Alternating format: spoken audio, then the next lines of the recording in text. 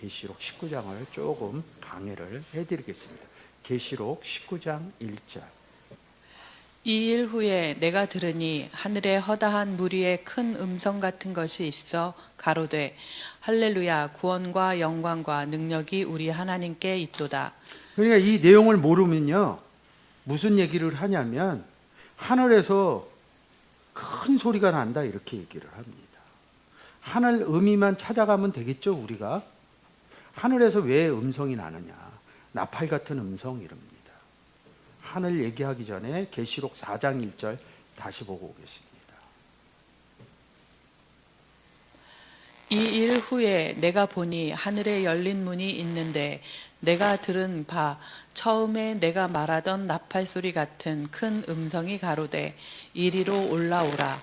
이후에 마땅히 될 일을 내가 네게 보이리라 하시더라. 계시록이 그냥 계시록이 아니라 요한 계시록이죠. 요한이 썼다는 거죠.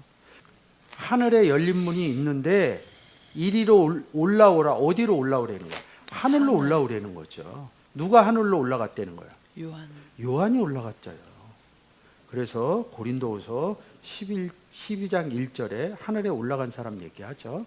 그거하고 같이 병행해서 제가 지금 설명하는 내용을 들으시면 좀 더 성경이 다채롭게 은혜롭게 보여질 것 같습니다. 하늘로 올라오라는 거예요. 응? 계시록으로 가주세요. 하늘로. 하늘이 무엇인지 봐야죠. 왜 하늘로 올라갔냐 이거죠. 하늘로 올라가서 에베소서 2장 1절부터 6절까지 좀 읽어주세요.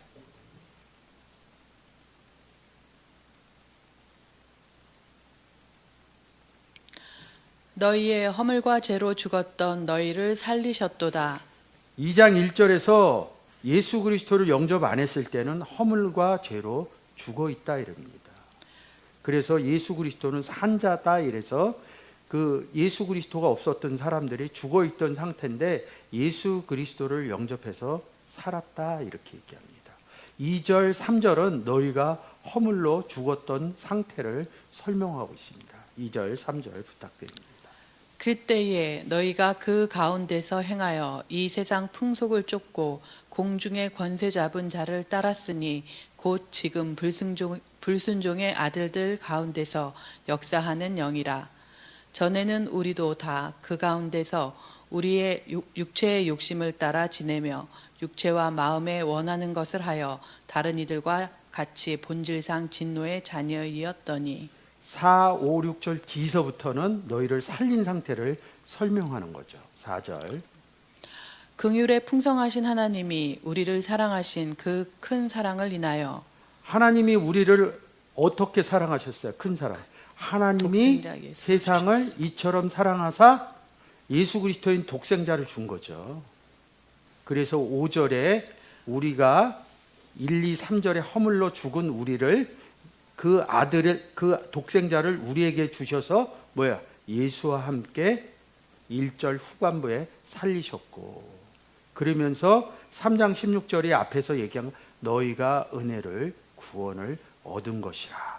구원 얘기를 하는 거죠. 요한복음 3장 16절 갖고 제가 구원 얘기하고 지금 계시록에서 오고 있습니다. 계시록의 심판장 얘기해 주면서 19장 얘기하다가 4장 1절에 하늘로 올라가 사건, 하늘이 뭔지 6절 또 함께 일으키사 그리스도 예수 안에서 함께 하늘에 앉히시니 아멘. 예수 그리스도를 영접한 것을 설명을 쭉 해준 거예요. 너희가 전에는 예수 그리스도가 없어서 공중권세 잡은 자들에게 따라갔다. 그래서 너희는 죽어 있었던 상태인다. 하나님이 세상을 이처럼 사랑하사 독생자를 주셔서 너희가 은혜로 구원을 받았다. 그래서 6절에 뭐예요? 6절 화면 부탁. 6절에 뭐라 그래요? 이 구원받은 상태를 너희는 하늘에 들어간 상태다. 그러면 5절에서 예수 그리스도와 함께 살렸다는 얘기가 뭐예요? 그리스도 안에 들어갔다는 거죠. 그러면 하늘에 앉혔다는 게 뭐예요? 그리스도 안에 있는 게 하늘에 앉혔다는 거죠. 하늘로 올라간 거죠. 그러니까 이 구절로 보면 하늘에 앉혔다 그러니까 어디에서요? 밑에서 위로 올라갔다. 이런 의미가 되는 거죠. 그러면 이 얘기가 누구예요? 여러분 얘기하고 저와 얘기. 근데 계시록에서 요한 보고 올라오라고 그랬다는 겁니다. 그러면 이 구절에다 맞춰 놓으면 요한이 이 얘기는 뭐예요? 예수 그리스도 영접했다 이런 뜻입니다. 요한만 영접을 한 게 아니라 그 전에도 영접한 사람들이 있어. 그래서 음성을 냈다는 거죠. 나팔 같은 음성을. 나팔 같은 음성을 냈기 때문에 요한이 올라간 거라고요. 다시 4장 1절 한번 볼게요.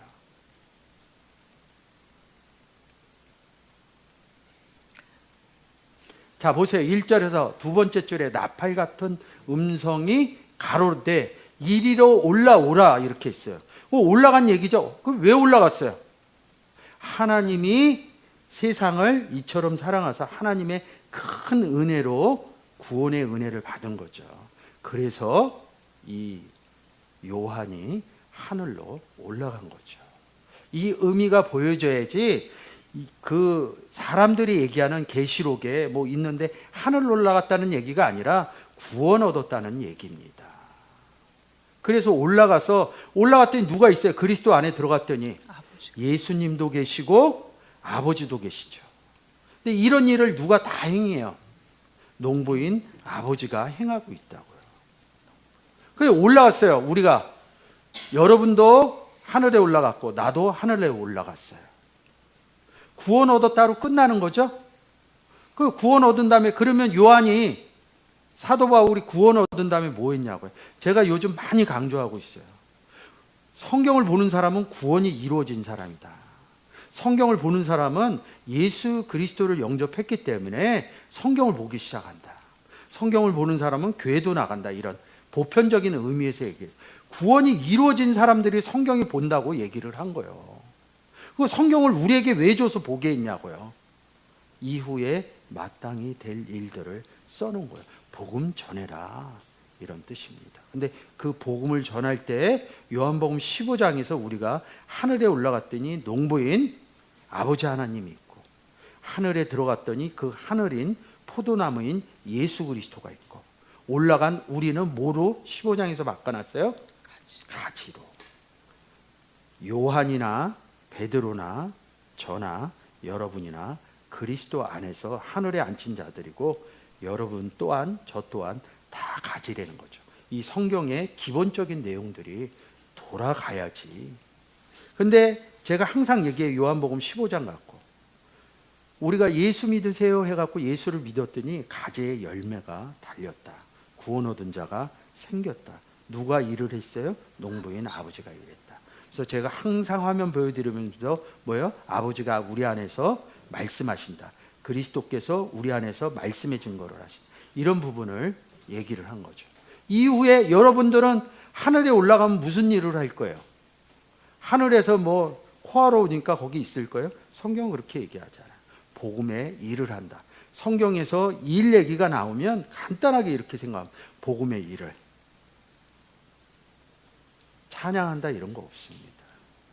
교회의 구성론들을 위해서 찬양도 있고 이런 것도 있지만 원론적인 부분에서 일이라는 것은 시편에 뭐 찬양한다 이런 것도 다 복음 전한 거로 기록되죠. 풀어져 나옵니다.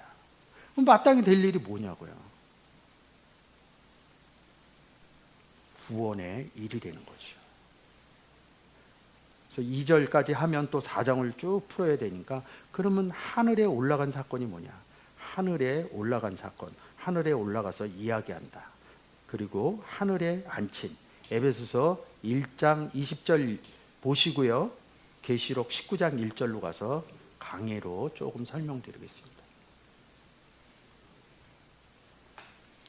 그 능력이 그리스도 안에서 역사하사 죽은 자들 가운데서 다시 살리시고 하늘에서 자기의 오른편에 앉히사. 자기가 누구예요? 자기가 예수 그리스도죠. 함께 있다 이런 뜻입니다. 2장 1절에 죽은 자들 가운데서 살리고 하늘에 올라갔다는 거예요. 구원 얻으면. 그러면 계시록 4장 1절도 그렇고 19장 1절 볼 때 좀 편해지겠죠. 아까는 4장 1절에서 누구만 올라오라 했어요? 요한만 올라갔죠. 우리가 에베소서 2장 6절과 에베소서 1장 20절을 보니까 요한만 올라간 게 아니네요. 저도 올라갔고 여기 계신 여러분도 올라갔고 유튜브를 듣는 여러분도 예수 그리스도를 영접했다면 뭐예요? 올라갔다는 거죠. 그래서 허다한 물이라고 이렇게 얘기합니다. 큰 물이라고. 제가 하늘에 올라가서 지금 예수 그리스도를 영접해서 제가 지금 얘기하고 있잖아요. 하늘에서 얘기하고 있다. 성경은 이 표현입니다. 근데 이것을 복음 전할 때 하늘에서 나팔 같은 음성이 나온다. 이런 얘기를 하는 겁니다. 큰 성 있어서 뭐예요? 가로되 할렐루야 구원과 영광의 능력이 우리 하나님께 있다. 그래서 에베소서 2장 8절에서 뭐예요? 너희가 믿음으로 구원을 얻었나니 구원은 하나님의 선물이다. 그래서 구원이 하나님께 있다는 거예요. 영광 뭐예요? 빛을 비춰서 열매로 나오는 것을 영광이라고 합니다. 능력. 그리스도는 하나님의 능력이요. 하나님 그리스도와 하나님은 함께 있으니까 하나님께 있다. 이런 얘기합니다. 2절 그의 심판은 참되고 의로운지라 음행으로 땅을 더럽게 한 큰 음녀를 심판하사 자기 종들의 피를 그의 손에 갚으셨도다 하고. 아멘. 지금 여기서 보시면 구원 얘기하죠. 그 다음에 심판 얘기하죠. 요한복음 3장 16절부터 18절까지. 하나님이 세상을 이처럼 사랑하사 독생자를 주셨으니 이는 저를 믿는 자마다 멸망치 않고 영생을 얻게 하려 하심이니라. 하나님이 그 아들을 세상에 보내신 것은 세상을 심판하려 하심이 아니요 저로 말미암아 세상이 구원을 받게 하려 하심이라. 저를 믿는 자는 심판을 받지 아니하는 것이요 믿지 아니하는 자는 하나님의 독생자의 이름을 믿지 아니하므로 벌써 심판을 받은 것이라. 독생자를 주셨는데 예수 그리스도를 믿는 자, 영접한 자는 영생을 얻는데 뭐라고 그래? 그게 구원이라고 그런 거죠. 믿지 않은 자는 뭐야? 심판을 얻었다는 거야. 그러니까 구원과 심판의 의미를 남들이 얘기해주는 계시록에 뭐 어려워지고 삶이 그런 거로 보시면 안 돼요. 예수 그리스도 영접. 성경은 굉장히 심플하게 얘기해 놨어요. 아주 간단하게 얘기했는데 그 간단한 의미를 풀어헤치지 못하니까 이 요한복음 3장 16절에서 18절의 내용으로 구원과 심판을 구별짓지 못하니까 거기다 온갖 세상 사상들을 집어넣는 거예요. 성경의 얘기는 예수 그리스도 영접했느냐 영접 안 했느냐 이 딱 두 가지에서 결론적으로 얘기하면 한 가지죠. 너 영접했어? 안 했어? 이 부분에 대해서 기초해 갖고 성경은 기록되어져 있다는 거죠. 그 간단한 사실이 성경 볼 때 인지가 안 되니까 세상 지식을 막 끌고 들어오는 거예요. 그러니까 성경이 잘못 풀어지는 겁니다. 구원과 심판을 누가 해요? 요한복음 3장 16절, 17절, 18절을 읽어보니까 하나님이 다 하신다는 거예요. 그의 심판은 참되고 의로운지라. 우리가 복음을 전해서 당연히 구원받으면 좋은데 안 받아도 그 심판은 참되고 의롭다는 거지요. 여기서 큰 음녀 이렇게 나오니까 이 큰 음녀를 뭐 무리에 앉고 뭐 이 별의별 소리를 다 그 기본적인 내용이 안 되는 거예요. 이 큰 음녀가 뭐예요? 심판받은 게 예수 그리스도 영접 안 했다는 거예요. 3절, 4절. 두 번째 가로되 할렐루야 하더니 그 연기가 세세토록 올라가더라. 또 24 장로와 네 생물이 엎드려 보좌에 앉으신 하나님께 경배하여 가로되 아멘 할렐루야 하니. 아멘. 연기가 올라가더라. 그리고서 24장로 네 생물. 이 24장로와 네 생물이 이 허다한 물이에요. 하나님께 경배하여 가로되 아멘 할렐루야 하더라. 5절. 보좌에서 음성이 나서 가로되 하나님의 종들 곧 그를 경외하는 너희들아 물온대소하고 다 우리 하나님께 찬송하라. 아멘. 뭘 중점적으로 얘기하는 거야? 하늘을 중점적으로 얘기하는 거죠. 그래서 하늘 얘기를 한 거죠. 그리스도 안에 들어간 거를 구원받은 것을 하늘에 앉혔다 이런다고요. 그리스도를 뭐라고 그래요? 나와 아버지는 하나다. 하나님과 예수님은 같이 있다. 근데 이 문장에서는 하나님을 중심적으로 얘기해요. 그러면 이 보좌가 어디 있어요? 하늘에 있는 걸 잊어버리지 마셔야 돼. 그럼 이 보좌에 나도 있고 예수 그리스도도 있고 하나님도 있고 보좌에서 음성이 난다. 제가 지금 얘기하잖아요. 근데 성경에서는 내 안에서 아버지가 말씀하신다. 예수 그리스도가 우리 안에서 말씀의 증거를 하신다. 그래서 요한복음 15장에 농부, 포도나무, 가지 이것을 계속 해줘야 하나 돼 있다. 예수 그리스도 영접한 것이 임마누엘 돼 있다. 하나님과 예수 그리스도와 나와 임마누엘 돼 있다. 이것을 계속 제가 강조해 주는 이유가 뭐냐면 이런 구절이 어려운 거예요. 보좌의 음성, 하나님의 음성이 난다. 이런 부분들이 지금 제가 얘기하고 있잖아요. 그러면 영접하면 성경 얘기하면 제가 얘기하는 것은 내 속에서 아버지가 말씀하신다로 이루어져서 성경이 풀어진다는 거죠. 6절 또 내가 들으니 허다한 무리의 음성도 같고 맑은 물소리도 같고 큰 뇌성도 같아서 가로되 할렐루야 주 우리 하나님 곧 전능하신 이가 통치하시도다. 아멘. 허다한 물이 24장로와 내생물 제가 아마 해놓은 게 있을 거예요. 그거 보시면 될 거예요. 허다한 물의 나팔 같은 음성 같고 많은 물소리 같고 그러면 음성이 물소리라는 소리거든요. 왜 물소리라고 썼을까요? 요한복음 7장 38절에 들어갔더니 내 배에서 생수의 강이 나간다. 그래서 물소리인 거예요. 요 내성도 해놓은 거 있습니다. 하나님이 우리 안에서 지금 제가 얘기하는 게 내 안에서 아버지가 말씀하신다. 우리 안에서 예수 그리스도가 말씀의 증거를 하신다. 그게 통치하시는 거예요. 내 안에서 통치하시고 그리고 어디에요? 구원과 심판의 통치를 하신다. 7절 우리가 즐거워하고 크게 기뻐하여 그에게 영광을 돌리세. 어린 양의 혼인 기약이 이르렀고 그 아내가 예비하였으니 8절 그에게 허락하사 빛나고 깨끗한 세마포를 입게 하셨은즉 이 세마포는 성도들의 옳은 행실이로다 하더라. 아멘. 옳은 일이라는 거죠.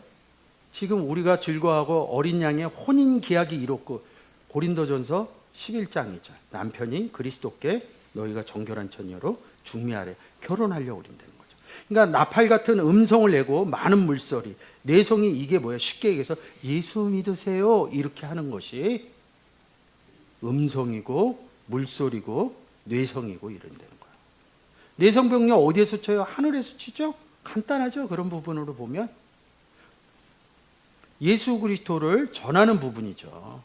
그래서 7절에 어린 양의 혼인 계약이 이루었고 어린 양이 혼인을 하려면 어떻게 해야 돼요? 하늘에 앉은 허다한 무리인 가지들이 나가서 예수 믿으세요 해줘야 돼요. 그래야 어린 양이 혼인을 하지. 가진 우리가 하늘에 앉혀진 우리가 아무런 얘기를 안 한다면 이 혼인 잔치는 벌어지지 않는다는 거죠.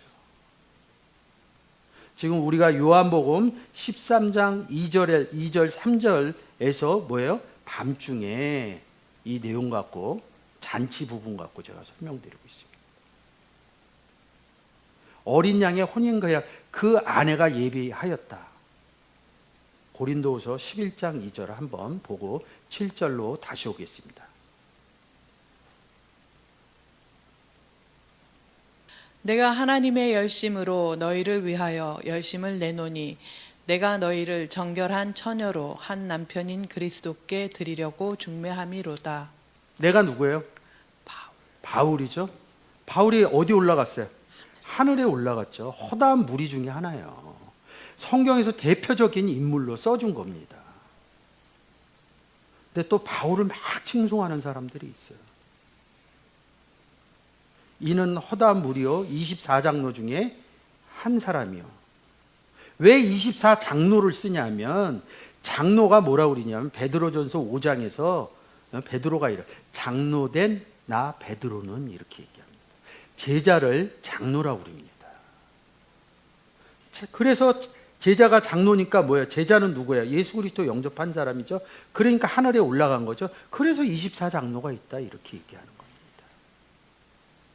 그래 내가 하나님을 위하여 너희를 열심 내는, 무슨 열심? 예수 믿으세요 하는 열심을 냈다는 거죠. 하늘에서 물소리도 내고 나팔 같은 음성, 하늘에서 뇌성도 내고. 그게 뭐예요? 예수 믿으세요. 그래서 너희를 정결한 남편인 그리스도께 중면. 그리스도가 누구예요? 19장에서 봤 어린 양. 그리고 정결한 처녀는 뭐야? 아내, 예비한 신부. 뭐가 달라요?